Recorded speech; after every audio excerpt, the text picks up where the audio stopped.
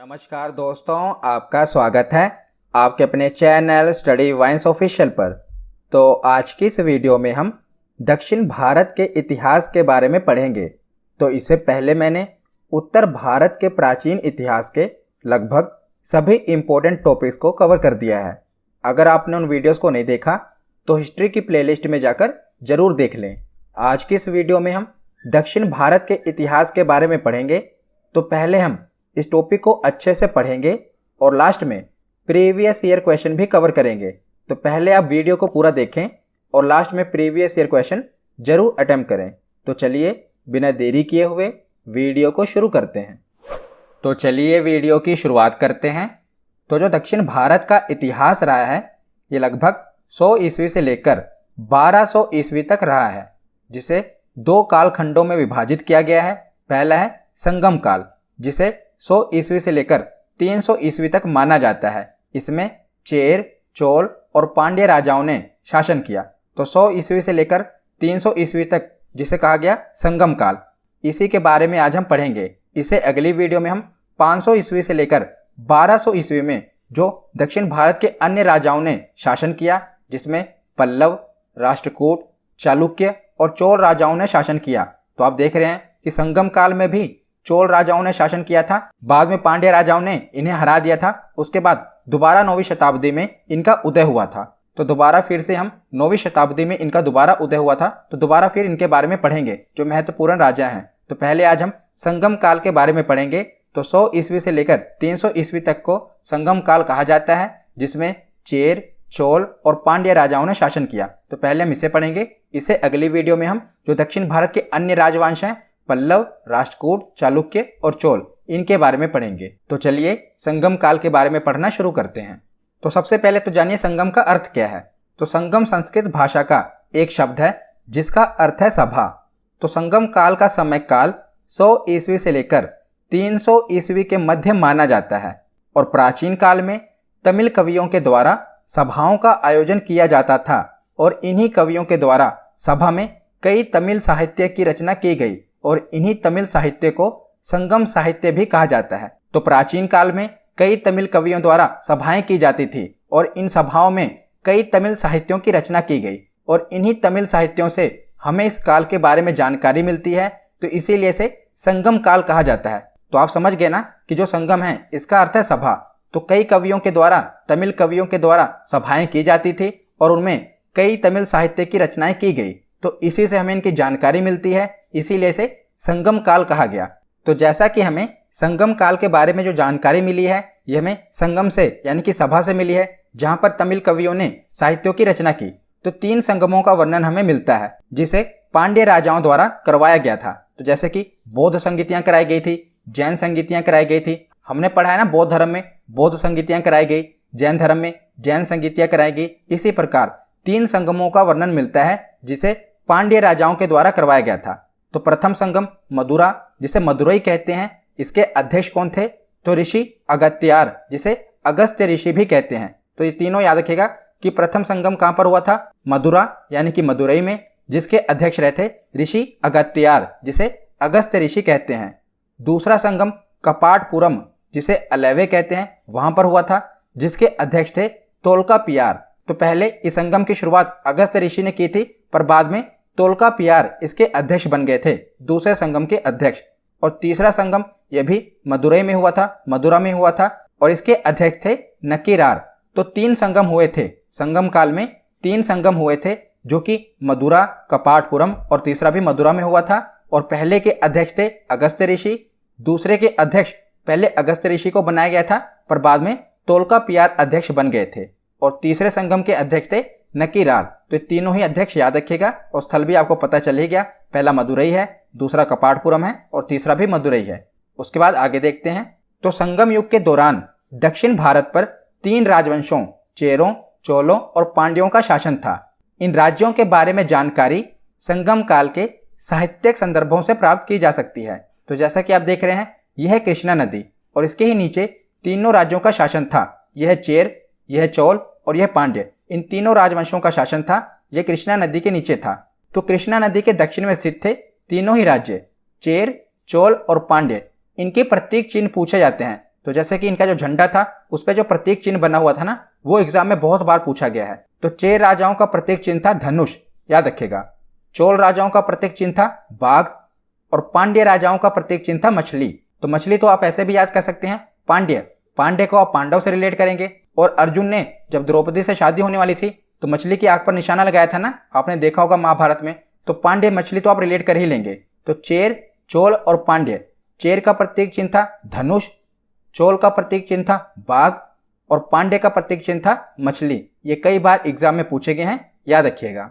तो सबसे पहले देखते हैं चेर राज्य यानी कि चेर वंश। ये आप देख रहे हैं जो आज का केरल है, पहले वहीं पर चेर वंश का शासन था। तो संगम काल के वंशों में सबसे प्राचीन चेर था। चेर का अर्थ होता है पर्वतीय देश और केरल का ही प्राचीन नाम चेर था। तो आप देख ही रहे हैं जो आज का वर्तमान केरल है, पहले यहाँ पर चेर राजाओं का शासन था।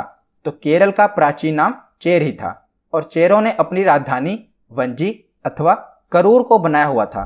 तो आपसे पूछा जा सकता है कि चेरों की राजधानी कौन थी, तो वंजी अथवा करूर। और धनुष इनका प्रतीक चिन्ह था। तो जैसा कि मैंने आपको पीछे बताया कि इनका प्रतीक चिन्ह कौन सा था, धनुष। और इतिहास में चेर कवियों ने शेनगुट्टवन, जिसे लाल चेर के नाम से भी जाना जाता है, उसे सबसे महान चेर राजा बताया था। तो देखिए वैसे तो बहुत चेर शासक हुए, पर आपको परीक्षा की दृष्टि से याद रखना है ना, जो कि आपसे परीक्षा में पूछा जाता है। तो सबसे इंपॉर्टेंट है शेनगुट्टवन, जिसे लाल चेर के नाम से जाना जाता है। तो एग्जाम में आपसे यही पूछा गया है कि किस चेर शासक को लाल चेर के नाम से जाना जाता है, तो उसका नाम है शेनगुट्टवन, याद रखिएगा। और शेनगुट्टवन ने ही कनगी पूजा यानी कि पत्नी पूजा की शुरुआत की थी, जिसे हम लाल चेर के नाम से जानते हैं ना, शेनगुट्टवन, इसी ने पत्नी पूजा, जिसे कनगी पूजा कहा जाता है, इसकी शुरुआत की थी। तो एग्जाम में यह पूछा गया है कि कनगी पूजा की शुरुआत किस चेर शासक ने की थी, तो इसका नाम है शेरगुट्टवन, जिसे लाल चेर भी कहा जाता है। और चेर वंश का एक और प्रसिद्ध राजा हुआ था जिसका नाम था आदिगेमान। तो चेर वंश से आपको दो ही राजाओं के नाम याद रखने हैं, एक है शेनगुट्टवन जिसे लाल चेर कहा जाता है, इसने कनगी पूजा की शुरुआत की थी। और दूसरा चेर वंश का प्रमुख राजा है जिसका नाम है आदिगेमान। तो इस आदिगेमान ने दक्षिण भारत में गन्ने की खेती की शुरुआत की थी, इसीलिए इसका नाम इंपॉर्टेंट है। क्या नाम है? आदिगेमान। तो चेर वंश से आपको दो राजा याद रखने हैं, पहला शेनगुट्टवन जिसने कनगी पूजा की शुरुआत की, और दूसरा है आदिगेमान जिसने दक्षिण भारत में गन्ने की खेती की शुरुआत की थी। और इनका प्रतीक चिन्ह क्या है? धनुष बाण है। और इनकी राजधानी कहां पर थी? वंजी अथवा करूर। तो चेर वंश के बाद देखते हैं चोल वंश। तो दक्षिण भारत के इतिहास में चोल वंश बहुत ही प्रसिद्ध था और चोल वंश का इतिहास 3री शताब्दी में देखने को मिलता है। बाद में पांड्यों की शक्ति के कारण इनका पतन हो गया था। तो पांड्यों ने इनको हराकर अपना मंत्री या सामंत बना लिया था, पर बाद में फिर से 9वीं शताब्दी में इनका दोबारा उदय हुआ। मैंने आपको बताया ना कि इनका दोबारा उदय हुआ था। और जो प्रसिद्ध चोल राजा थे, जो महत्वपूर्ण चोल राजा थे, वो हमें अगली बार जब 9वीं शताब्दी में इनका उदय हुआ था तो वहां पर हमें बहुत ही प्रसिद्ध चोल राजा देखने को मिलेंगे। यहाँ पर भी दो प्रमुख चोल राजा हैं, उनके बारे में हम पढ़ेंगे।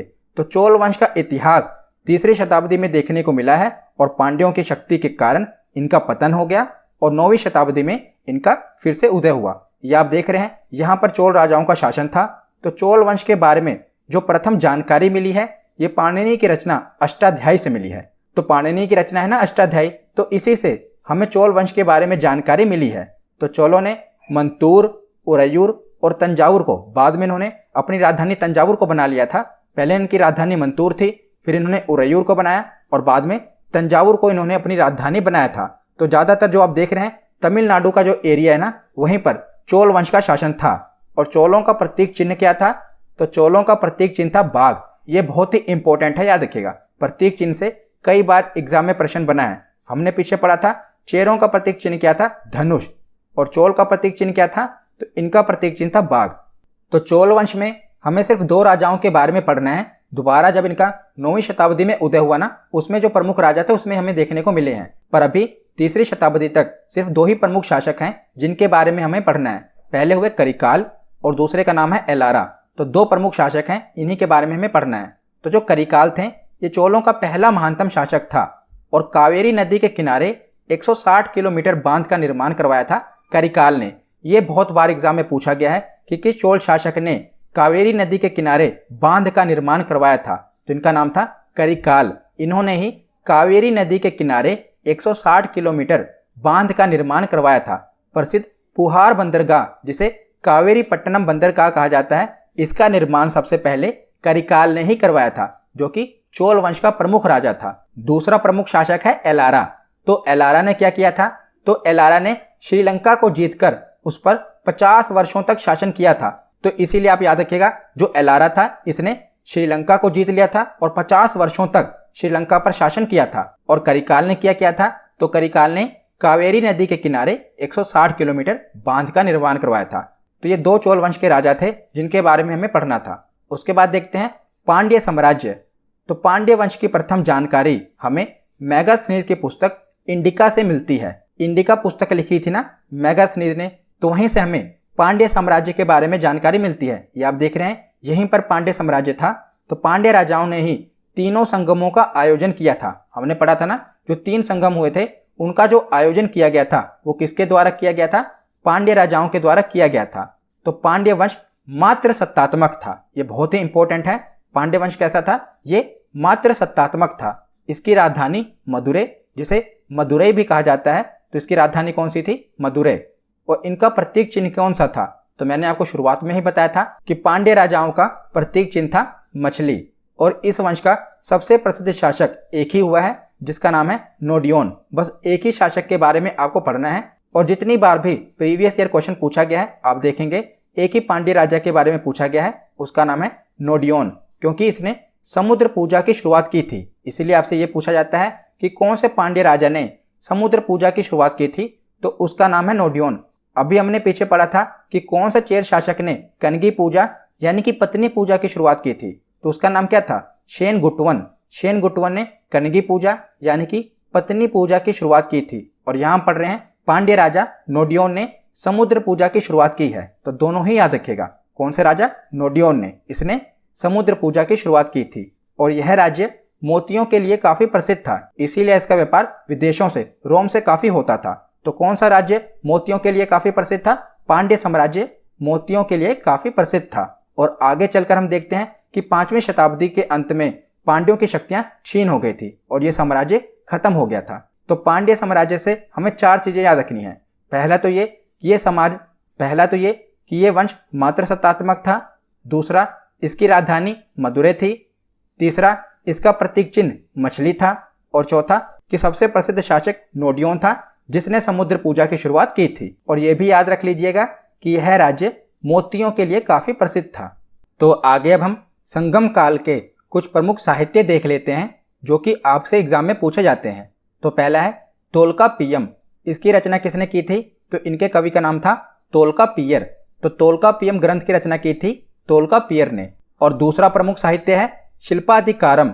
तो शिल्पाधिकारम की रचना की थी इलांगो आदिगल ने। और जो शिल्पाधिकारम ग्रंथ है ये बौद्ध धर्म से संबंधित है। तो ये भी आपसे एग्जाम में पूछा गया है, ये बौद्ध धर्म से संबंधित है। कौन सा? शिल्पाधिकारम, जिसकी रचना इलांगो आदिगल ने की थी। तो अगर आपसे पूछा जाए कि संगम काल का सबसे प्रमुख साहित्य कौन सा है, तो वह है तोल्काप्पियम।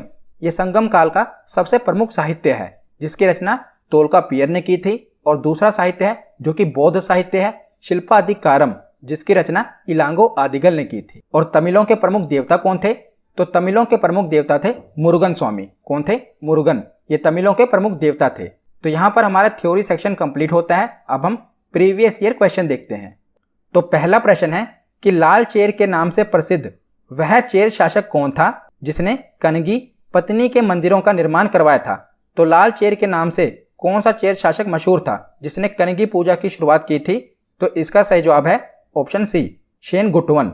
अगला प्रश्न है तमिल भाषा के शिल्पाधिकारम नामक गौरव ग्रंथ किससे संबंधित है?